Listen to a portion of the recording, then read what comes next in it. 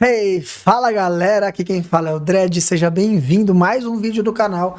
E no vídeo de hoje eu vou compartilhar com você as 20 estratégias simples do estoicismo para desintoxicar a sua mente. Bom, eu ajudo empresários, eu treino empresários a se tornarem verdadeiros líderes estoicos e a construírem a sua cidadela interior, que é um lugar imperturbável dentro de si, alinhando corpo, mente e espírito para viver o verdadeiro sucesso. E eu faço isso através do estoicismo de forma aplicada. E no vídeo de hoje eu vou compartilhar com você 20 estratégias simples e práticas do estoicismo para você desintoxicar a sua mente. Bom, a gente sabe que a nossa saúde mental nunca teve tão em alta, nunca foi tão um motivo de pauta assim, né? E a falta de saúde mental ainda mais. A gente tem cada vez mais investimentos em saúde, mas a gente tem cada vez mais pessoas com questões relacionadas à saúde mental, principalmente. Mas por que isso acontece? Isso está principalmente relacionado a um condicionamento mental que a gente recebe baseado nos vícios de comportamento, que é a ignorância, a injustiça, o medo, o descontrole. E isso faz com que a gente viva a nossa vida de uma forma ruim. Grande parte dos problemas que as pessoas têm hoje está relacionado ao estilo de vida. Então, no vídeo de hoje, eu vou compartilhar aqui com vocês top 20 estratégias para desintoxicar a sua mente, para ajudar você a ter mais saúde, mais clareza de pensamento. E essas estratégias são baseadas na filosofia estoica, beleza? Então vamos lá. Estratégia número 1, deixa eu ir anotando aqui para não me perder. Estratégia número 1 é a prática da gratidão. Sei que essa palavra ela ficou um pouco desgastada, né? Mas gratidão não é você ficar abraçando árvore ou coisa do tipo. Não, gratidão de forma prática é reconhecimento. Gratidão é reconhecer. Quando eu sou grato a alguém ou a você, eu reconheço que você trouxe algum benefício para mim, para minha vida. Então, a gratidão, ela melhora instantaneamente a qualidade da nossa vida. Por quê? Porque ela me ajuda a reconhecer o que tem de bom na minha vida. Um problema que a gente vive hoje muito grande é a comparação entre olhar o palco da vida de alguém com os bastidores da minha vida. Então, eu olho alguém nas redes sociais, por exemplo, e vejo aquela pessoa viajando o mundo, andando de Ferrari, de helicóptero, e aí eu comparo isso com o que tem de pior da minha vida. E aí eu me sinto pior, eu sinto que minha vida é ruim, né? E qual que é o problema disso? O problema é que quando você foca no que você não tem, parece que você não tem nada. E aí isso torna a sua vida pior. Só que várias vezes o que você está vivendo hoje é justamente o seu sonho de alguns anos atrás. Então a prática da gratidão, ela nos ajuda diariamente a reconhecer os benefícios que a nossa vida tem. Então, de forma prática, como é que eu aplico isso? Você pode, todos os dias, pegar um caderno como esse e escrever um motivo pelo qual você é grato naquele dia, sem repetir nenhum dia. E no final da semana você pode ler o que você escreveu. O fato de você fazer isso vai te ajudar a olhar para o que você tem e agradecer. E não olhar só para o que te falta. Beleza? Estratégia número 2. Aceitar o que não se pode controlar. Aqui, muitos de nós sofremos porque a gente quer controlar o incontrolável, né? Eu quero controlar o resultado das coisas, eu quero controlar que determinada pessoa me ame ou goste de mim, eu quero controlar que meu corpo seja assim, seja assado, eu quero controlar as coisas, que meu chefe me reconheça, que os meus funcionários se comportem como eu acredito que eles têm que se comportar, mas a gente esquece que a gente não controla tudo. A gente controla algumas coisas. A grande maioria a gente não controla. E se eu não tenho clareza dessa distinção entre o que está no meu controle e o que não está no meu controle, eu vou tratar o que não está no meu controle como se tivesse, e aí eu vou sofrer.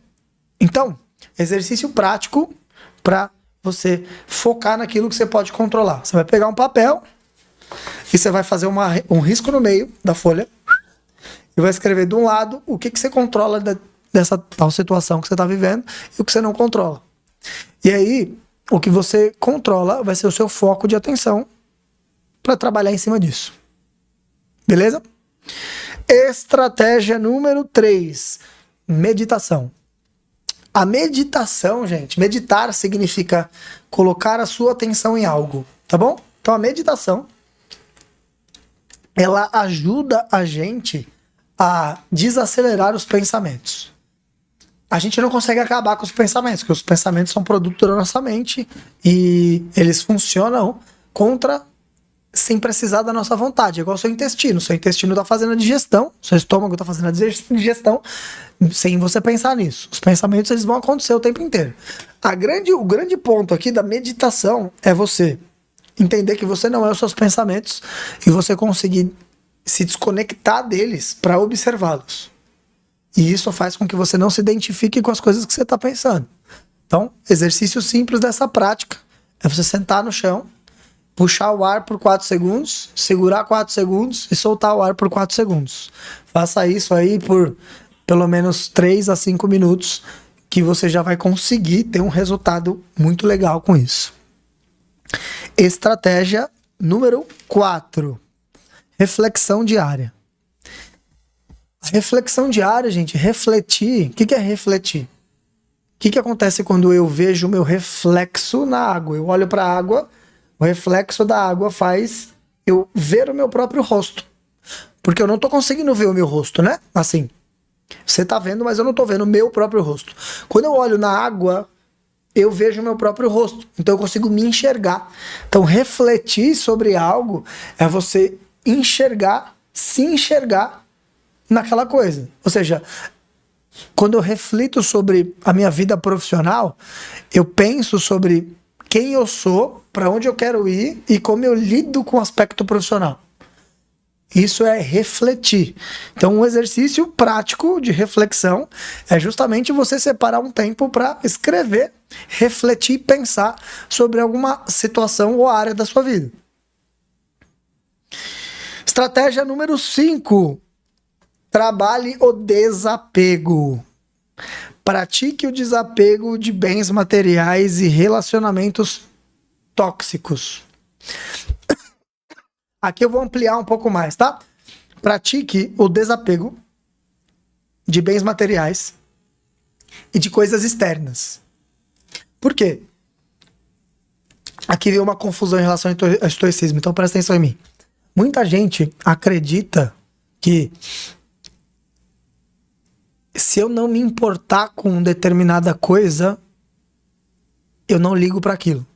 Se eu não tiver o comportamento que todo mundo tem, se eu não sofrer por determinada coisa, eu não me importo com aquilo. E na verdade, isso é uma besteira, né? Só tem um condicionamento social que faz as pessoas acharem que se ela reclama e sofre por algo, ela se importa com aquilo. Vou te dar um exemplo que aconteceu na minha vida.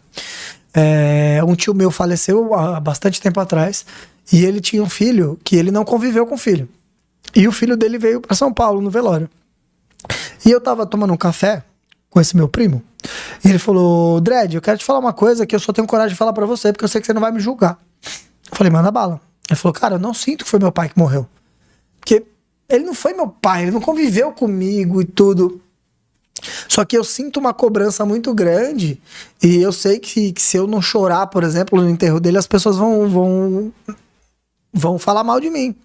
Percebe como esse é o ponto, né? Aqui eu não tô pra falar sobre a relação deles em si, mas eu tô falando que talvez ele forçasse um choro só com medo do que as pessoas vão pensar e da autocobrança que ele tava se pondo, né? Quando na verdade ele não queria fazer aquilo, ele não sentia a necessidade de chorar. Tudo bem, não tem nada contra chorar, desde que seja genuíno, né? Você pegar esses influencers que se filmam chorando pra mostrar pras pessoas é meio esquisito isso, né? Então, o desapego, gente, é você não ser dependente de coisas externas a você. Ah, eu sou contra dinheiro, eu sou contra... Não, não é isso. Eu tenho 3 filhos pra criar, eu trabalho, eu não trabalho de graça, nem relógio trabalho de graça, mas o negócio é você não ser escravo do dinheiro. Eu não acredito que dinheiro resolve todos os problemas, eu não acredito que sucesso se resuma a dinheiro, e eu não trocaria várias coisas na minha vida por dinheiro. Tem tempo na minha vida que é pra ficar com os meus filhos, e você pode querer me contratar, pagar o dinheiro que for, eu não vou.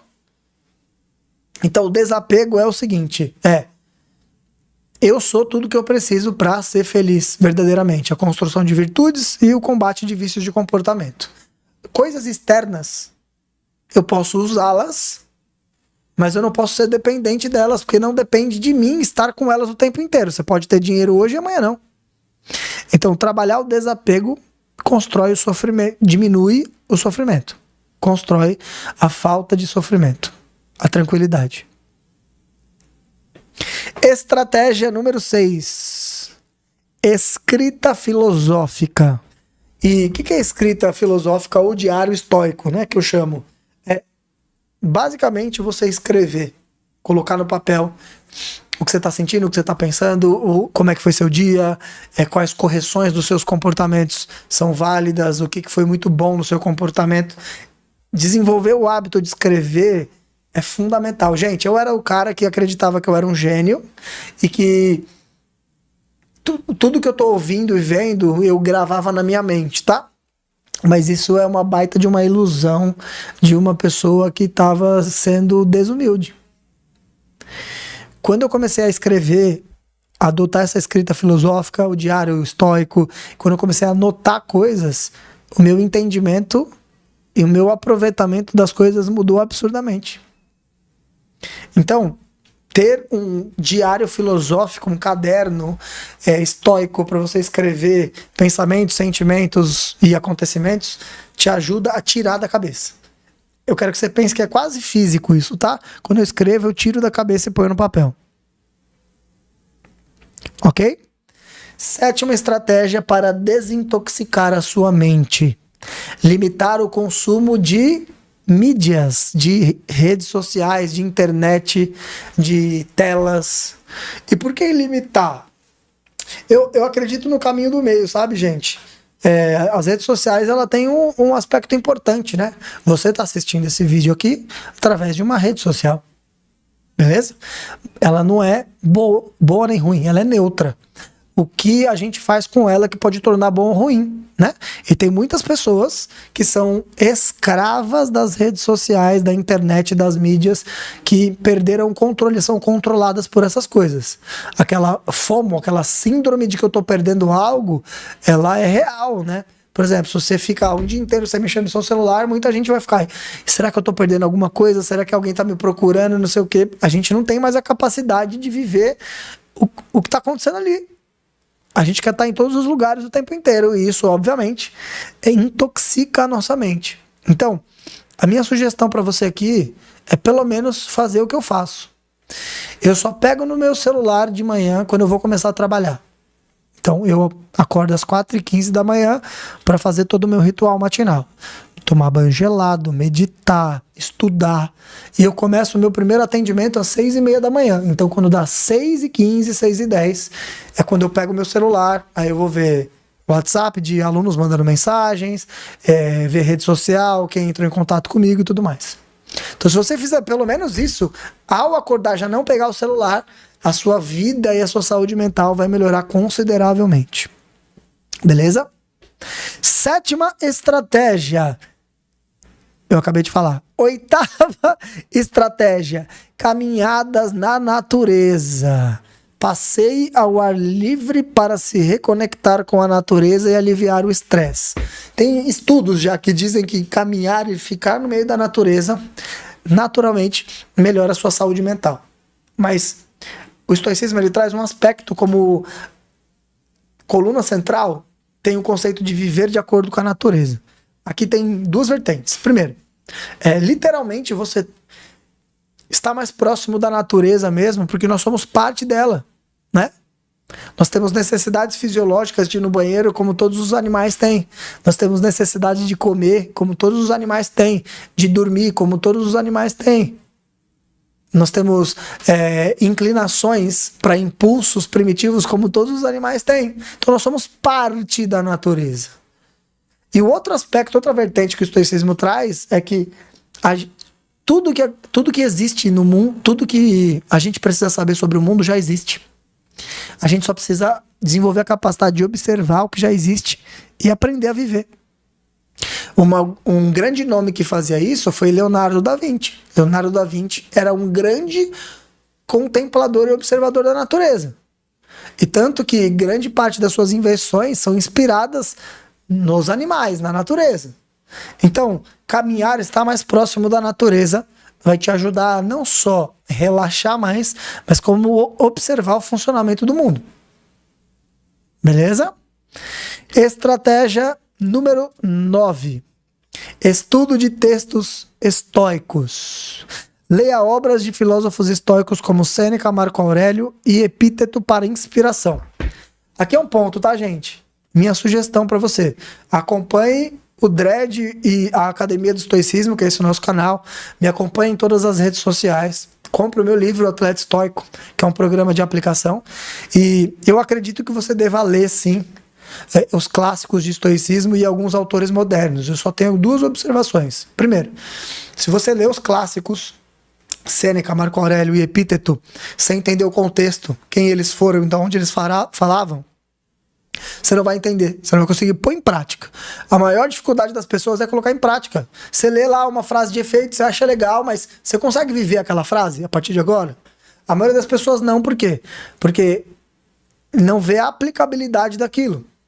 Então, essa foi uma dificuldade que eu passei, e eu estudo o estoicismo e aplico em mim há 10 anos, né? E ao mesmo tempo, alguns dos autores modernos que falam sobre estoicismo têm o aspecto da tradução, né? Às vezes a desvirtua o que aquela palavra queria dizer. Então minha sugestão eu me coloco humildemente nesse lugar de ser o cara que não simplesmente é um tradutor do estoicismo, mas é um cara que estudou lá atrás, quebrou a cabeça, teve muita dificuldade, mas entendeu que o material dos filósofos da base, né, dos tradicionais, não foram feitos para serem livros, e se você ler aquilo como um livro, você não vai entender. Por quê? Porque não foi feito para outra pessoa ler. E os novos pode desvirtuar um pouco o significado das palavras. Então eu entro aqui nesse lugar para exatamente ser uma ponte entre o estoicismo e a prática. Porque o estoicismo é ação. Se você não está se tornando um estoico, você não deveria nem estudar esse negócio. Beleza? Então, leia, mas, sobretudo, acompanhe-me nas redes sociais e compre o meu livro, que é um programa de exercícios práticos. Tá bom? Você compra o meu livro e, clicando aqui na descrição desse vídeo, tem o meu WhatsApp, você pode falar direto comigo. Beleza? Vamos lá. 10ª estratégia, visualização de cenários. Imagine as piores situações possíveis e prepare-se mentalmente para enfrentá-las. Aqui a gente também chama no estoicismo de visualização negativa. O que é a visualização negativa? Você pegar, por exemplo, você está aflito que você ouviu dizer que você vai ser mandado embora. E aí você começou a ficar ansioso. A visualização negativa é você se visualizar sendo mandado embora. E aí você escreve lá, fui mandado embora. Tá bom, e o que pior pode acontecer se eu for mandado embora?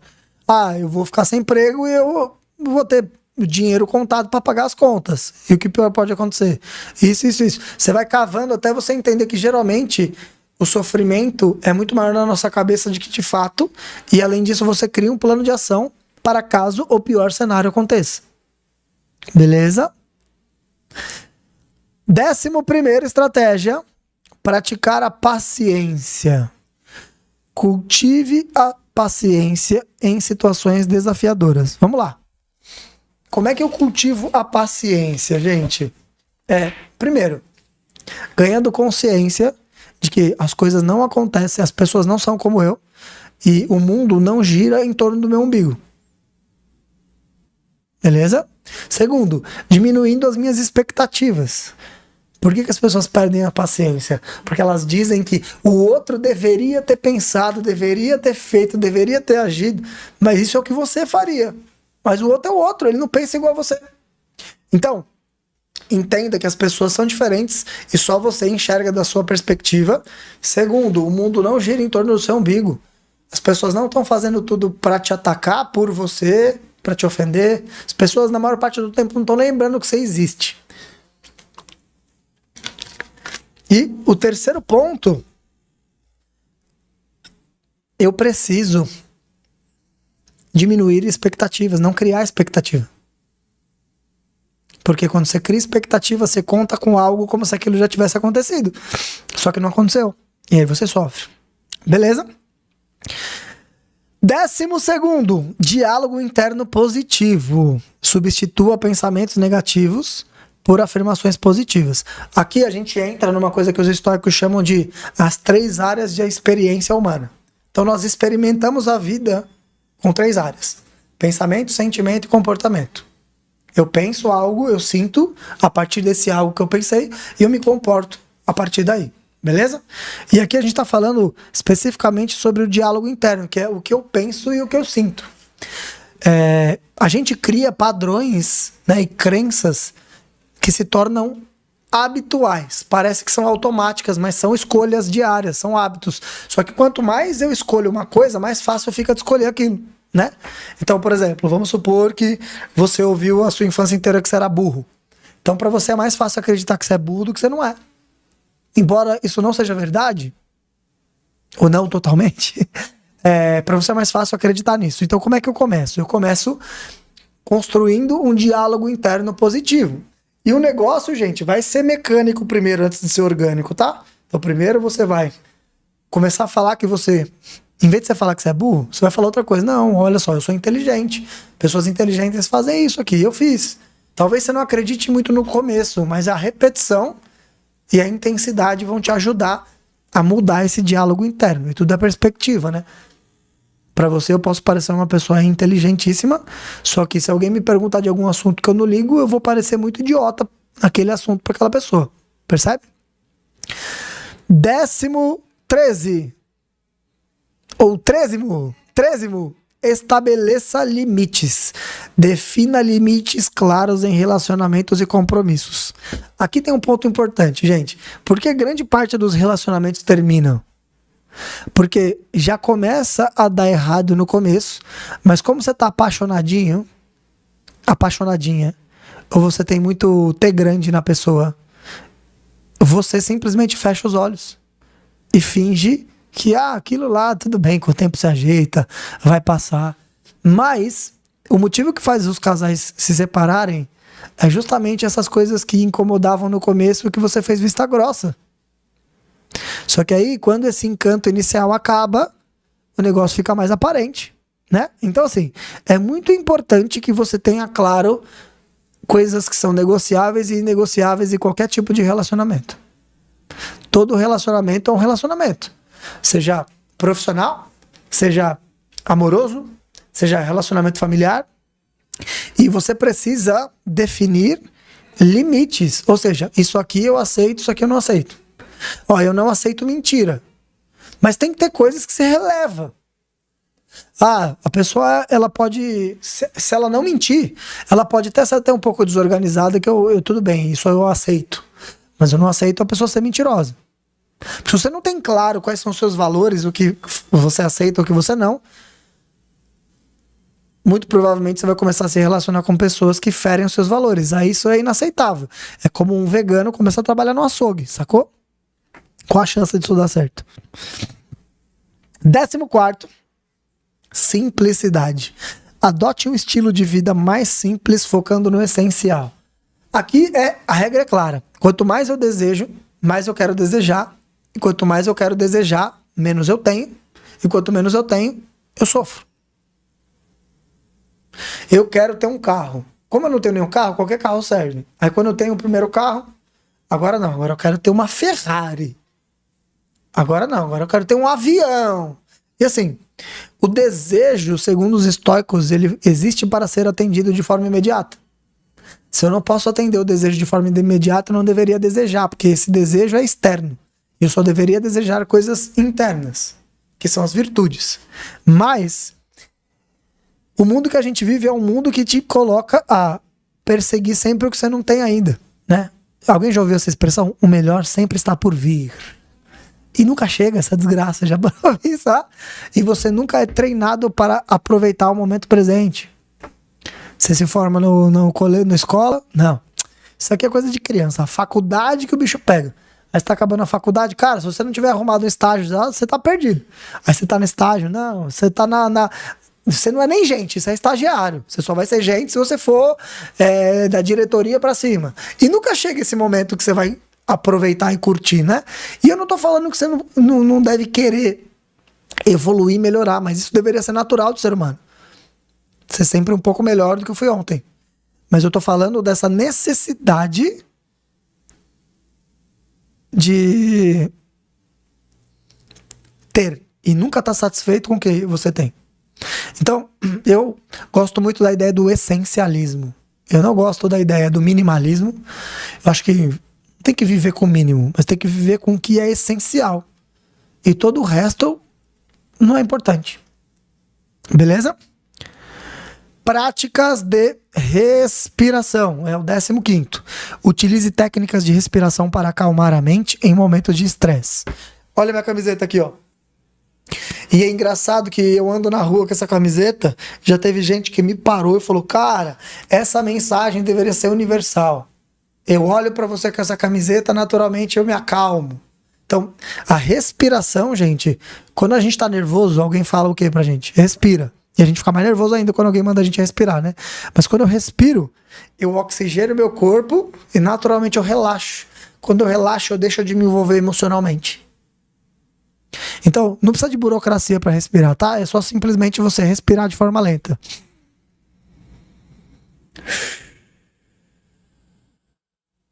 Faça isso diversas vezes ao dia e você vai desintoxicar a sua mente, como é a nossa proposta nesse vídeo aqui. Beleza? Seguindo. Cultive a empatia. Tente entender as perspectivas de outras pessoas para reduzir conflitos mentais. Empatia vem de empatar, né? Só que tem um problema. Empatar tem uma expressão que eu até gostava dela, mas hoje eu não gosto mais, que é empatia é calçar o sapato do outro, ou seja, é estar no lugar do outro. Mas a gente não consegue fazer isso, a gente está no nosso. Não tem como eu estar no lugar do outro. Eu estou no meu. Eu posso criar a ilusão de que eu sei o que o outro está sentindo, mas na verdade é o que eu faria e o que eu sentiria no lugar dele. E mesmo assim a gente só vai saber se a gente estiver nessa situação. Então eu gosto da ideia de ouvir. Empatia é você ouvir e tentar entender, através da descrição do que a outra pessoa está dizendo, com detalhes, o que ela está sentindo. Então, empatia sem escuta, ela não acontece. Então, é muito importante que você escuta. Eu vi ontem uma história incrível de uma pessoa que recebeu um diagnóstico de uma doença terminal e ela tinha poucas semanas de vida, mas o diagnóstico estava errado. E eu fiquei ouvindo, eu nem falava. E eu estava tentando pegar todos os detalhes para tentar chegar o mais próximo dela possível. Isso é empatia. Empatia sem escuta não existe. Aí a gente vai aqui, ó. Seguimos. Apreciação do momento presente. Pratique estado de presença para estar presente no agora. Gente, a nossa vida é roubada da gente o tempo inteiro. E o que mais acontece? Tudo leva a gente pro futuro ou pro passado. E são poucas as coisas que mantêm a gente no momento que a gente tá. Então, a gente precisa exercitar. Estar no momento presente. E a ideia é simples. Quando você estiver bebendo água, apenas beba água. Quando você estiver assistindo o meu vídeo, apenas assista o meu vídeo. Quando você estiver comendo, apenas coma. Quando você estiver treinando, apenas treine. Faça só uma coisa. Isso é estar presente. Quando você está aqui, ó, bebendo água, mexendo no celular, assistindo o vídeo, digitando, você não está presente. Você está tentando estar em vários lugares, mas você não está em nenhum de fato. Então, esteja por inteiro aonde você estiver. 18ª, desenvolva a resiliência. Encare os desafios como oportunidade de crescimento. Resiliência é um termo da física que a psicologia abraçou, que quer dizer basicamente enverga, mas não quebra. Ou seja, eu passo por uma dificuldade e além de não deixar efeitos colaterais, essa dificuldade me deixa melhor e mais forte para caso ela aconteça de novo. Isso é resiliência, tá bom? Só que o que a gente tem que entender como resiliência?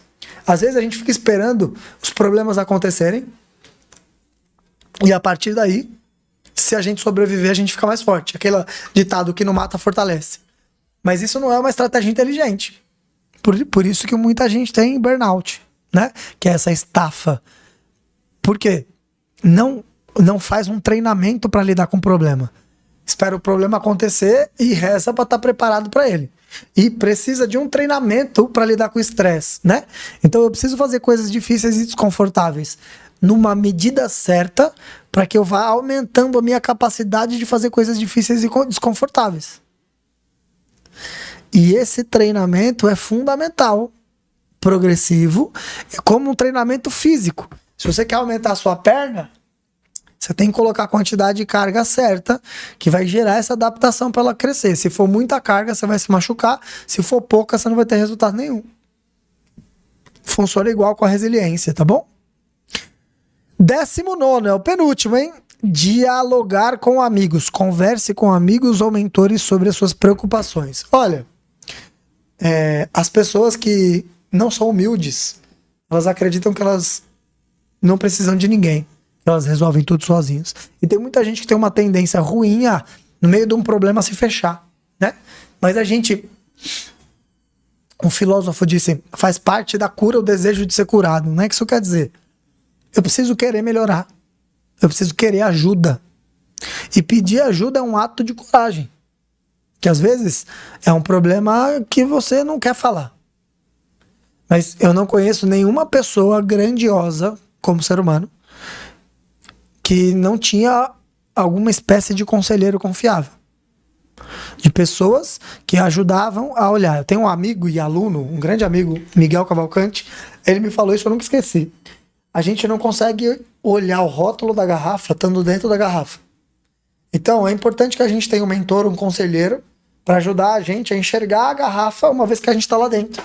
E falar o que está escrito no rótulo. Percebe? Então, a gente precisa de pessoas boas à nossa volta. E 20ª e última estratégia para desintoxicar a sua mente é estabelecer metas realistas. Defina as metas alcançáveis e celebre pequenas vitórias. E aqui, coloque metas de comportamento. O que você deve fazer e não de resultado. Porque o resultado não depende 100% de você.